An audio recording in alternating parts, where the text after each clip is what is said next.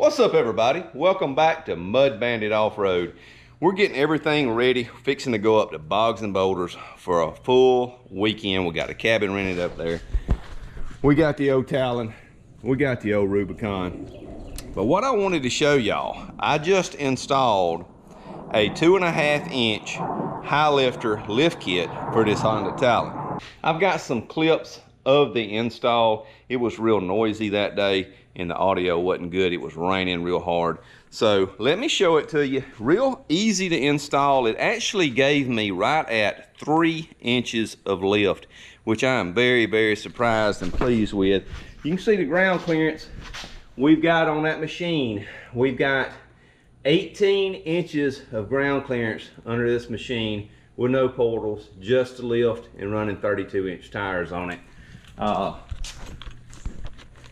Real easy to install. You've got your one plate here, the other plate is inverted and goes in under and between this brace across here. So you've got one right there that's inverted, and then you got this one on the front. It moves the top of your shocks out, which actually gives you, in my opinion, a little bit better angle, and that gives you your added ride height. Easy to install. That is all you got to do for the front. You got to remove this bracket right here and then take your shock mount, top shock mount bolt off, put those two metal brackets in there that run all the way across. It actually stiffens everything up, which I really like. And on the back, hey, clearance is clearance, right? I've got clearance, it doesn't touch, but it is awful close right there. But you've got these brackets right here, very robust, very well built. And all you do is take your bottom shock off, you jack your machine up, and I'll show y'all some clips in the video. Jack the machine up where the tires are hanging and suspended. I never took any tires off this machine to install this lift, and we put it on and it gave us all that added ride height. People that follow my channel, these gas shocks, they've been on several months now, working like a dream. I love them. It gives your rear suspension a lot more articulation, and it makes for a better ride as well. Really do like that. But we've got a ton of ground clearance on this machine. We've got 18 inches of ground clearance on this machine, ready to go put her in the mud. Like I said, I'll put all the clips in showing y'all parts of the install, the ride height before and after.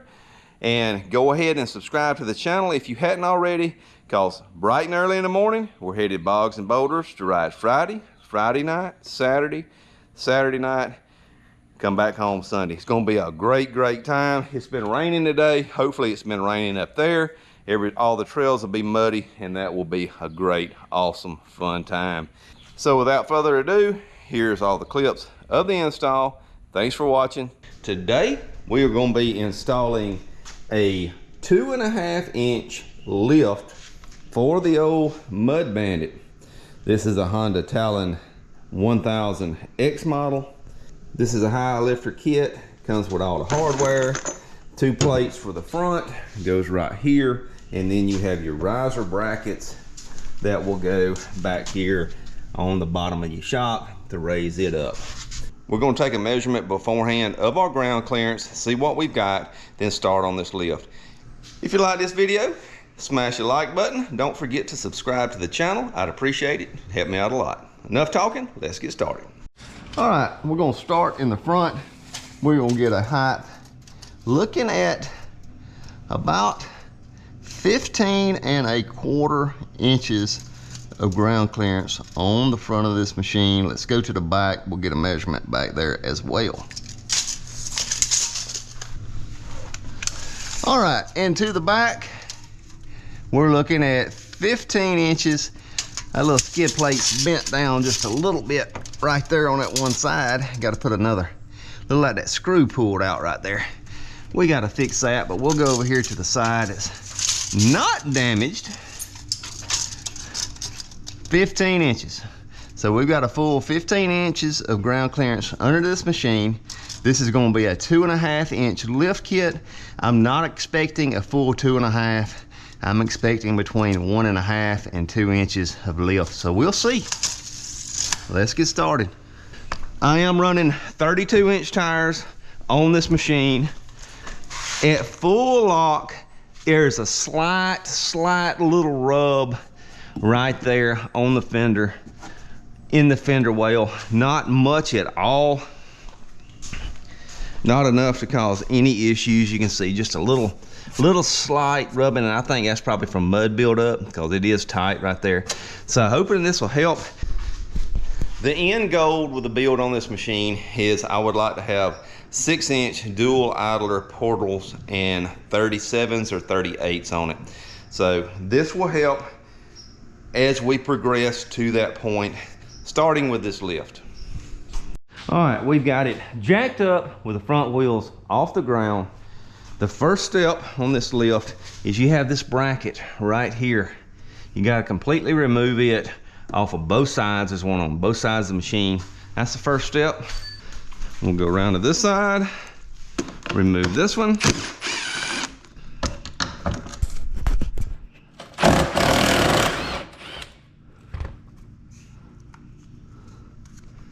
And one more.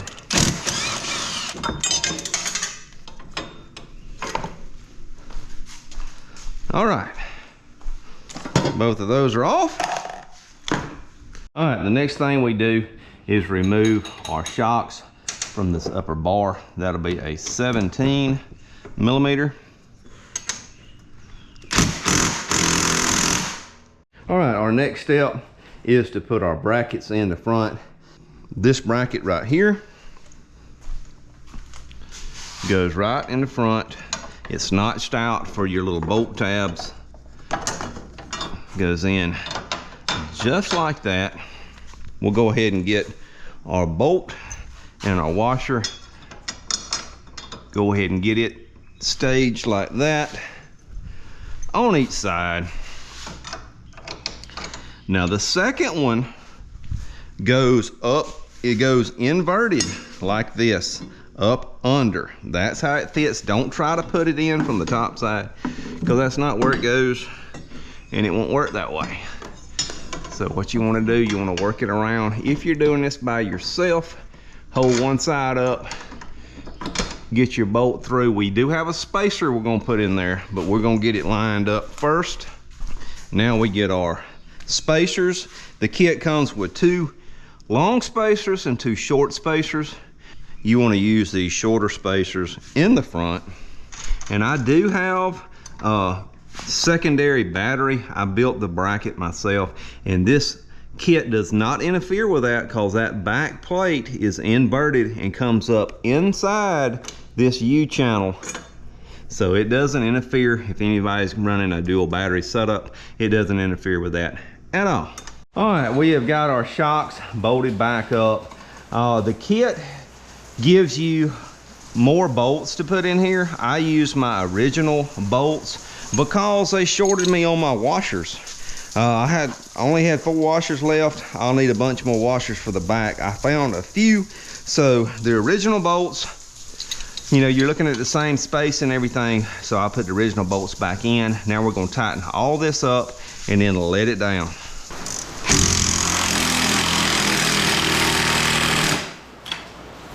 All right, those are on good and tight.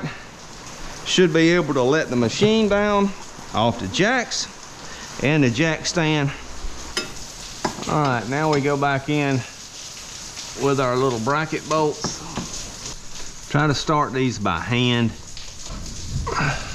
And the ones that go through the plastic are shouldered. So make sure you got shoulder bolts when you go back in with these. All right, so I've got everything in, tightened up, got my brackets back on, everything good to go. Now we're gonna move around to the back, put the lift on the back, then we're gonna drive it around, let everything settle and get us another measurement. But she's a lot higher already tell the difference. So I have been adjusting these shocks to get me a little bit more height when I put the 32s on. So I'll more than likely back those back down to factory settings. That'll give me a softer ride and I'll still have my lift I need. All right, we're ready to do the back now. We've got the machine jacked up, got our tires free where they're not touching. And I believe all we have to do is take out that one lower shock bolt. This bracket should sit in place like so, and our shock will mount to this top bolt, giving us our lift. So we can do this just barely without taking the tire off. We'll get the other side loose, jack the machine on up where we got more clearance. This is pretty easy on the back. You've got a right hand and a left hand bracket. It taps in place. It's a snug fit. Just take your little hammer, tap it in place, get your bolts lined up. You've got a spacer right there. So we're gonna get our, and they gypped us on our washers. So I'm gonna put the washers in the top, leave the washers off on the bottom. That's all I can really do, because they gypped us on our washers. Now we are done with this side. We're gonna go over to the other side, repeat the process. To get this bracket in here, you have to tap it down a little bit.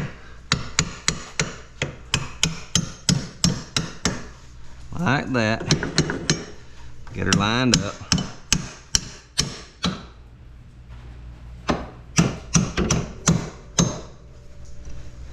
And she's got to be lined up just right, or it won't go in. Now we go get our bolts, and we're done. We'll take it off the blocks, jack it back down. When it quits raining, we'll take it for a little spin, let it settle down, and we'll get some measurements. Be right back. All right, it's the next day. It rained all day yesterday. So I got a chance to drive the machine around, do a little articulation test on it, and drive it around, let everything settle down. Now we're gonna get our final measurement. And we're sitting on right at 18 inches of ground clearance in the front. That is a 3-inch increase putting this lift on. All right, we're around to the back of the machine. We're gonna check it in the same spot, and we're at about 17.5. So we've got about 2.5 in the back and 3 in the front with this lift. Like I said, I checked articulation, everything, it worked real well. I see no issues with axles, anything like that. As you can see, for no portals, we've got quite a bit of ground clearance on this machine. Really pleased with it. Can't complain. All right, you can see we've got a 5-gallon bucket, and then we've got a cooler that's actually about an inch and a half taller than a 5-gallon bucket.